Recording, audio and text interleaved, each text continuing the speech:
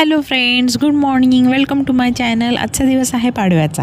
Last व्हिडिओमध्ये आपण बघितलं की बजीज पॅरोटनी 7 अंडे दिले होते. त्यानंतर मी आज व्हिडिओ काढते. काल रात्री मी आले होते या केजजवळ, तर मला छोटीशी पिल्लांचा आवाज आला. मी विचार केला रात्री त्यांना डिस्टर्ब करायला नको, सकाळी डायरेक्ट व्हिडिओज काढूयात जो की तुमच्याशी शेअर होईल.